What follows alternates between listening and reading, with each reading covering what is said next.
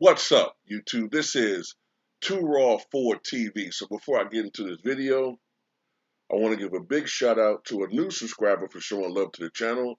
Much respect to Cal Bishop Northern for the $5 donation via the Cash App. He says, love your videos, but don't hate on Ice Tray. Yeah, I mean, the guy's a phenomenal player, man. I mean, he's a great one-on-one scorer.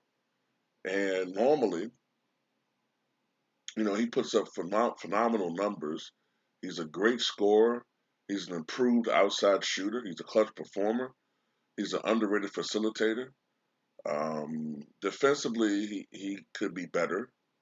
But as an offensive force, he's tremendous. But he had a horrible game.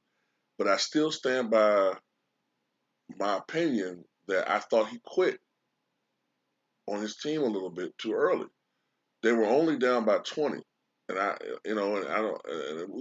me and a friend of mine were talking like, why is he icing up and they're only down? I mean, I know I say only down by 22, but in today's NBA, with the defensive lapses, the lack of defense, the low IQ, uh, uh, uh, uh, decisions out there sometimes, um, the mind-boggling coaching strategies.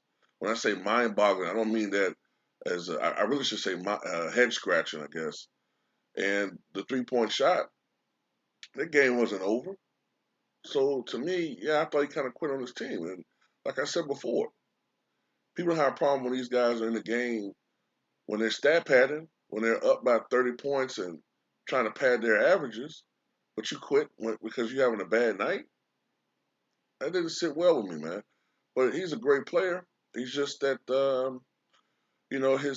his hair on top of his head resembles, the Dark Overlord, at the end of Howard the Duck when he was still in the human body. That shit was all thin and wispy. That's what. But other than that, man, he's a phenomenal player. So shout out to you, man. I'm just joking, man. So shout out to you for showing love to the channel, and to anyone that wants to show love to the channel, if you choose to, you can do so in the links in the description box below via the PayPal or the Cash App, or in the pinned comment in the comment section below. And I want to also note, I haven't forgotten about the request for Ricky Pierce. I will probably do that video tomorrow. All right, talking about the great Ricky Pierce, one of the great six-man in the history of the league, one of the great jump shooters and scorers. And when he got hot, it was something to behold. Ricky Pierce. Now, Steve Kerr should be drug checked. Okay, he should be checked for all types of illicit narcotics in his system, for some of the nonsense that he has spewed, some of the absolute gibberish that came out of his mouth when it pertained to Draymond Green. All right. So I put a link to this article that I'm referring to in the pinned comment in the comment section below. So Steve Kerr puts Draymond Green on the same level as Steph Curry, LeBron James, and Giannis Antetokounmpo. Okay. So he went on to say after the Game 1 victory, in which I guess he did have some success against Nikola Jokic. He says, Draymond's a Hall of Famer. He's one of the best players in the league, so tonight he showed why.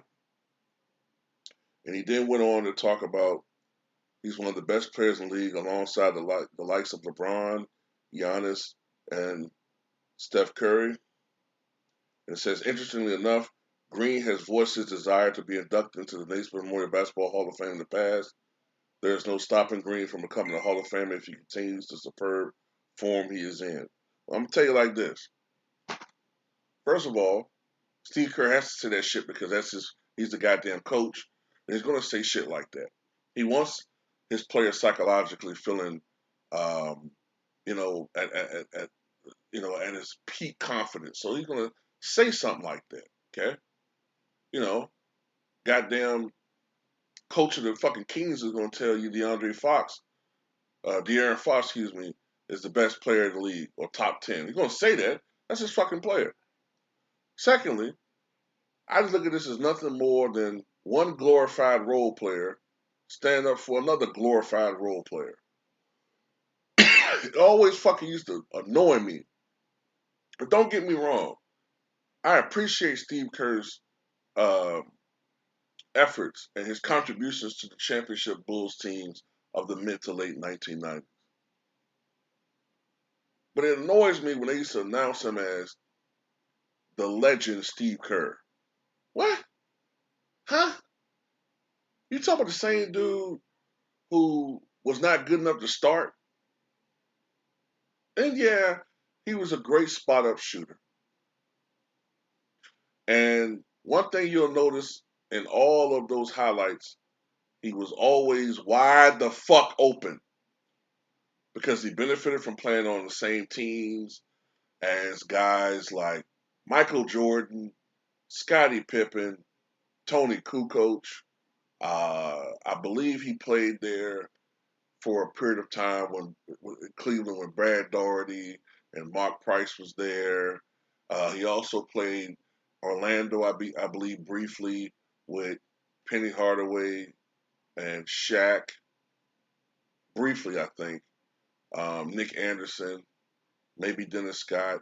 He also played, of course, with the Spurs with Tim Duncan and David Robinson and Portland. You know, it's interesting. I think with Portland, his 3-point percentage may have been down a little bit. So yeah, when you're playing all these guys, yeah, you should be having some wide open fucking looks with the defensive attention these Hall of Fame legends are going to fucking elicit. Draymond Green, I'm telling you, man, look, if you think he's a Hall of Famer, then like I said, all these other guys, these tweeners, they got to go in the Hall of Fame. That's why I told people, yeah, normally Tim Hardaway, in my eyes, would not be a Hall of Famer. But if you talking about putting this motherfucker in the Hall of Fame because he got 3 championships, then somebody explain to me why Rip Hamilton's not in the Hall of Fame then. If you're going to put this guy in the Hall of Fame, then someone explain to me why motherfucking Rasheed Wallace isn't in the Hall of Fame. Get the fuck out of here. If you put this dude in the Hall of Fame, then all these dudes go in the Hall of Fame. Eddie Johnson, all of them. Terry Cummings, all of them. Walter Davis, too.